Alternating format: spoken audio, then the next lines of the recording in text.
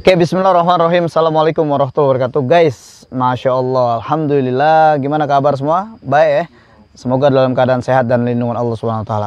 Oke guys, kali ini gue mau coba komentarin tentang seorang anak muda pemberani luar biasa menendang sesajen.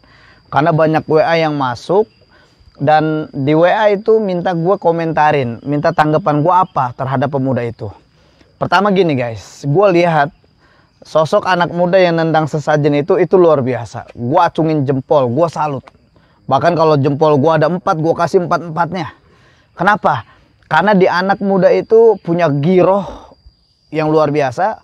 Bahkan punya giroh jihad di dalam diri orang itu. Ini luar biasa, karena giroh itu saat ini mahal ya. Saat ini mahal.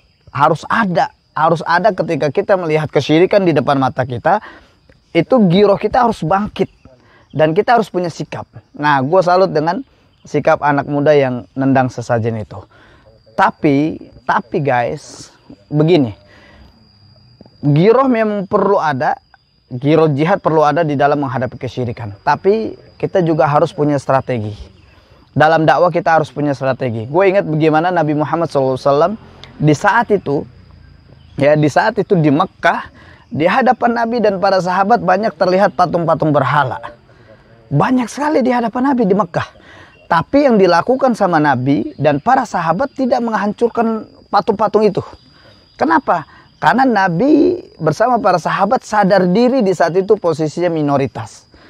Ketika Nabi hijrah ke Madinah, setelah dari Madinah kemudian berhasil membawa umat Islam menjadi mukmin di Madinah, kembali ke Mekah, yakni yang kita kenal dengan Fathu Mekah. Setelah Fathu Mekah, apa yang dilakukan sama Nabi?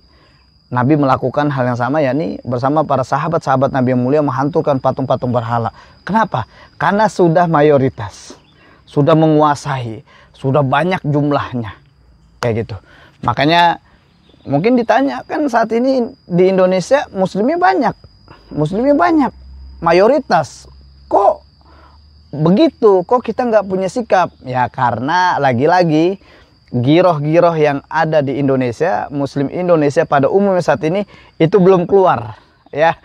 Belum kita poles nih, giroh-girohnya masih banyak yang tersembunyi. Makanya butuh orang yang seperti yang tadi gue bilang di awal, yang dia menghancurkan nendang sajen, itu butuh orang kayak gitu. Artinya untuk mancing giroh-giroh yang lain yang lagi pada tidur. Iya nggak? Iya banget sih. Rawannya tangan gue pegel nih guys.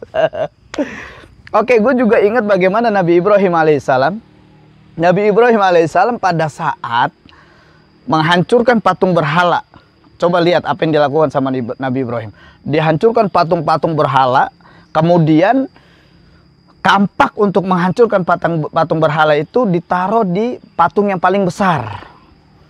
Tapi menariknya adalah Nabi Ibrahim di saat itu tidak naik bukit.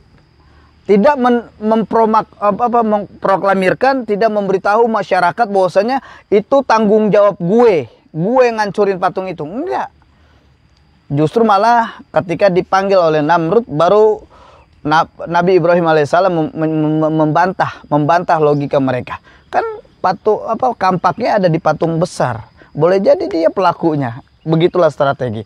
Namun gue mau pesan buat semua teman-teman gue, sahabat gue, saudara-saudara gue, keluarga gue semuanya, siapapun lah. Kalau kita punya giroh di saat memberantas kesyirikan, maka jaga giroh itu guys. Jangan lupa kita kelola giroh itu agar kita bisa menempatkan giroh kita dengan strategi yang luar biasa. Sehingga Islam nggak lagi disalahkan.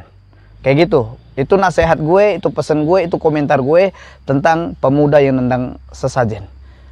Oke, kalau ada yang mau komentar silakan, tapi jangan lupa like dan subscribe. Oke, barakallahu fikum wa faqakumullah. Wassalamualaikum warahmatullahi wabarakatuh.